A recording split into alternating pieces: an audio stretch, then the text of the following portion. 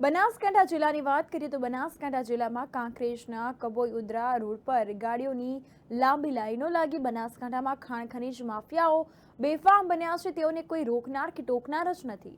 રાહદારીઓ તેમજ જાગૃત નાગરિકોને પારાવાર મુશ્કેલી વેઠવી પડે છે। સમજાતું નથી કે શું ખાણ ખનીજના અધિકારીઓ આ સમાચાર પ્રસિદ્ધ થયા બાદ પણ આ તરફ ધ્યાન આપશે કે કોઈ પગલાં ભરશે કે નહીં, તે હવે જોવાનું રહ્યું।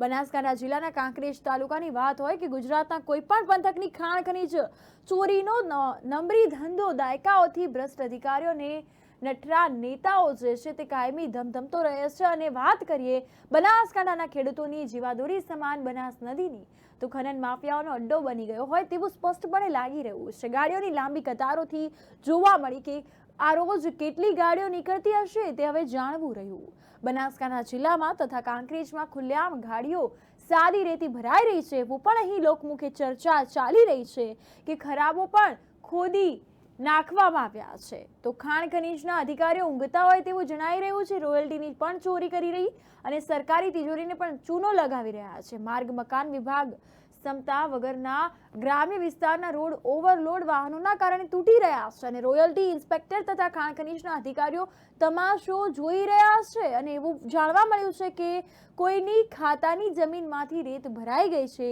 તેવી પણ ચર્ચા ચાલી છે। કોઈ સાહેબનું કે કોઈ સ્થાનિક આગેવાનું નામ પડે તો ગાડી પણ ના રોકાવે તેવું પણ લોકમુખે ચર્ચા ચાલી રહી છે।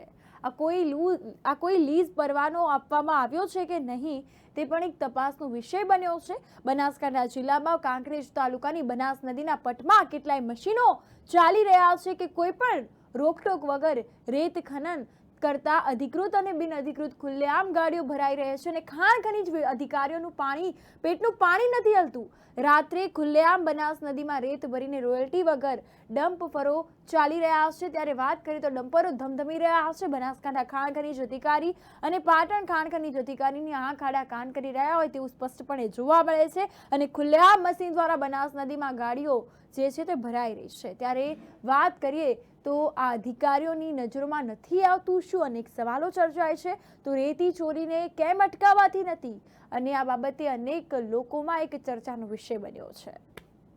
નેટ નાખતા નહીં એના માટે એક્સિડન્ટનો ભય થોડો રહે છે, એટલે અમે ગાડી રોકાઈ કે બધાની ચેક કરી અને નેટ નાખવા માટે અમે ગાડી રોકી।